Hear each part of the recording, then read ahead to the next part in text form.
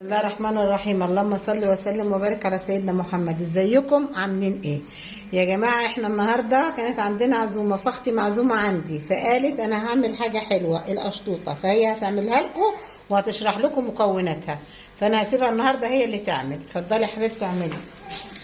مساء الخير يا جماعه، ازيكم عاملين ايه؟ كل سنه وانتم طيبين. النهارده هنعمل القشطوطه. مكونات الاول هنعمل الكيكه بتاعتها 3 بيضات، سكر بودره، زيت، كوبايه لبن، كيك شيف، فانيليا. هنبدا الاول بالبيض.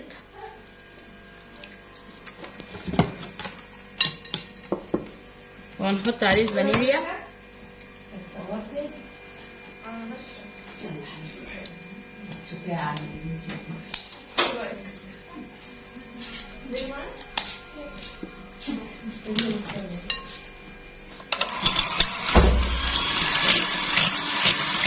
نضرب كده، هنحط سكر البودرة بالتدريج.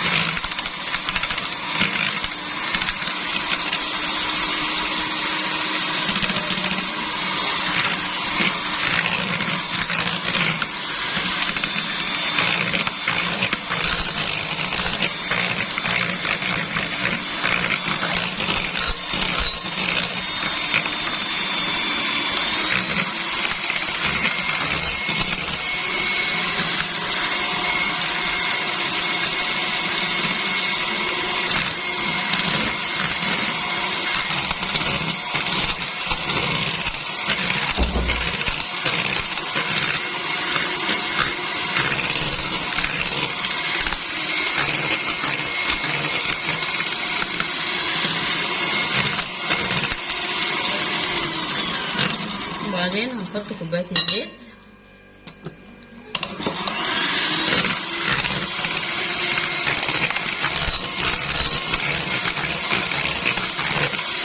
لغاية ما ناخد اللون المظبوط.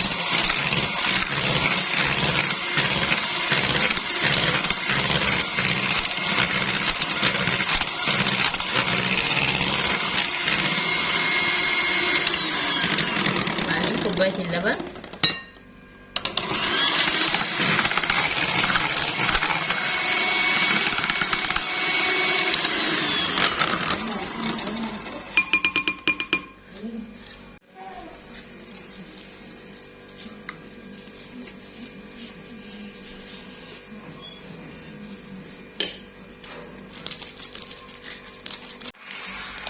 هنحط البيكنج باودر اللي هو الكيك شيف كله، ماشي، ورشة ملح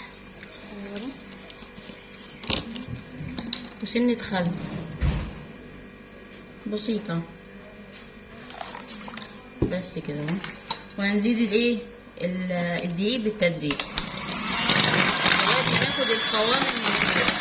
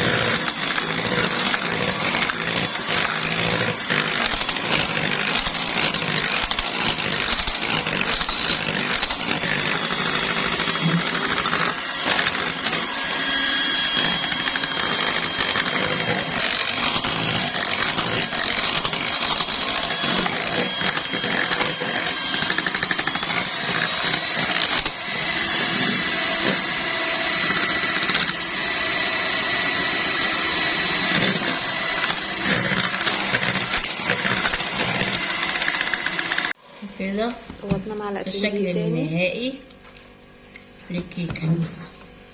دلوقتي هنجيب الصينيه وهندهنها دقيق، وهنحط لها الاول حته سمنه او زيت، وبعد كده دقيق، ونحطها تاني في التلاجة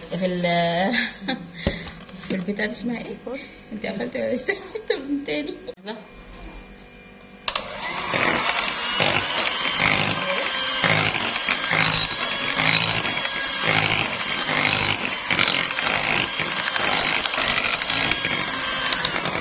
ده الشكل النهائي ليها. دلوقتي هنجيب الصينيه وهندهنها سمنه او زيت ونحط لها دقيق، وبعد كده نحطها في الفرن لغايه ما تطلع الكيكه. وبعد كده بعد ما نخلص الكيكه نسيبها في الفرن، وبعد كده هنرجع تاني نعمل ايه؟ الكريمه، وبعد كده هنعمل الكراميل. دلوقتي هندهن الصينيه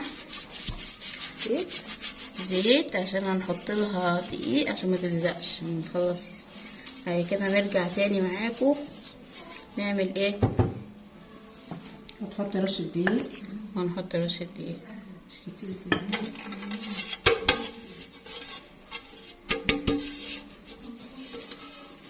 ماشي. هنحط بقى ايه؟ الكيكه الخليط بتاعنا بتاعت القشطوطه. الصينيه دي مش كبيره عليها، لا عشان احنا عايزينها لسه تشرب اللبن وهتنفش.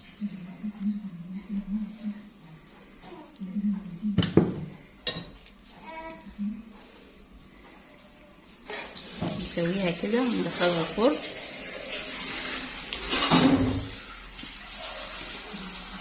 عملناها اهي، هندخلها على درجه حراره 180 وهنرجع لكم ونوريها لكم ان شاء الله لما تطلع من الفرن.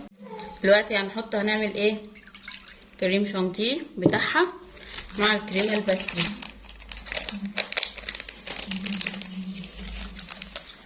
هنضربهم مع بعض.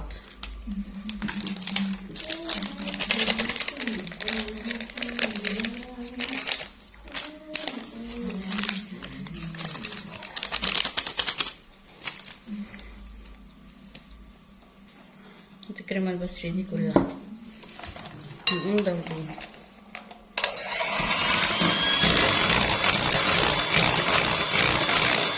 نزود تاني. معلش يا بطة بتتكلمي.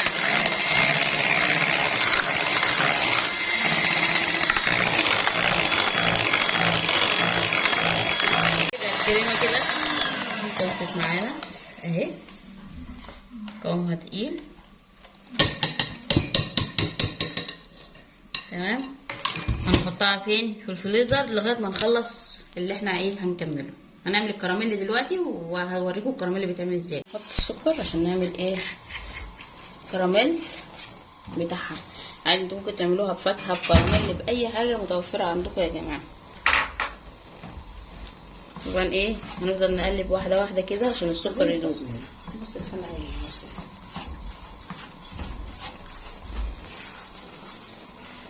نقلب كده واحده واحده لغايه ما ايه يدوب معانا السكر.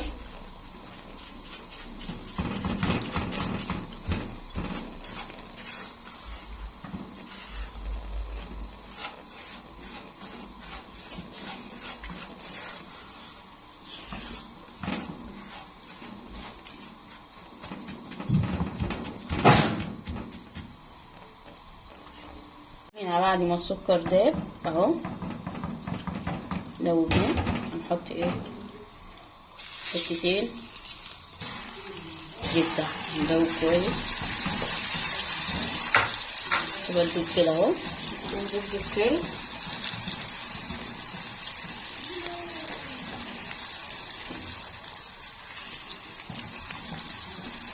تمام ندابه. بعد كده هنجيب اللبن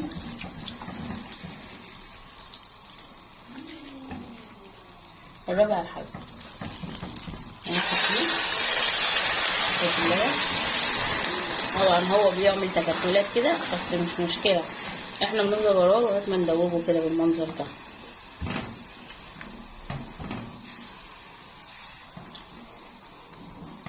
نكمل بقى. هنحط ايه؟ معلقة نشا كبيرة على ربع كوباية لبن عشان خاطر القوام يتقل شوية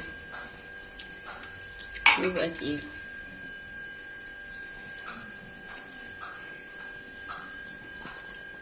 ده الشكل النهائي للكراميل. بعد كده نشوف الكيكه بتاعتنا ونرجع لكم تاني.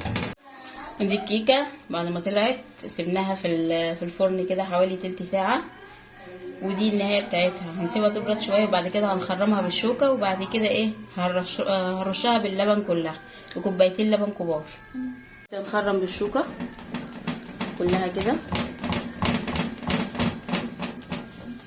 اهي عشان لما نسقيها باللبن.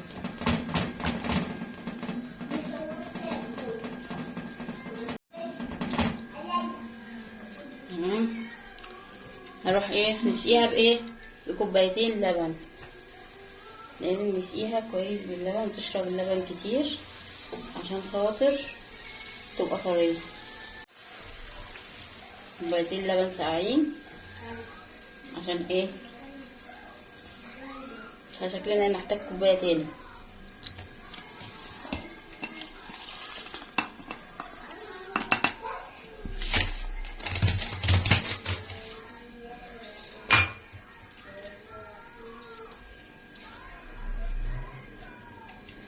دلوقتي هنحط لها الكريمه اللي احنا عملناها اهيت، هنوزعها في كل حته.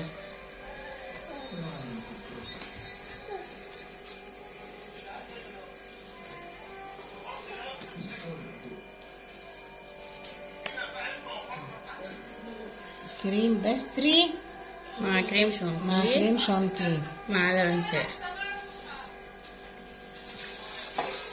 عايزه دي؟ دلوقتي احنا كده فردناها، ودلوقتي هنحط الكريم كراميل.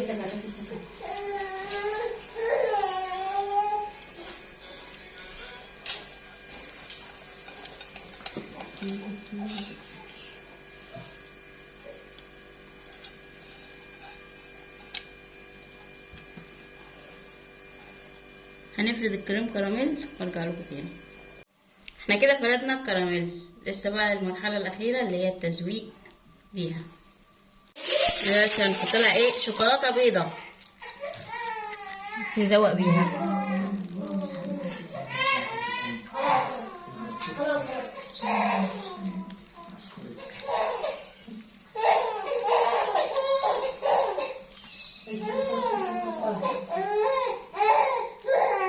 نجيب بشوكة كده ونروح عاملين كده اهو، عاملين كده اهو.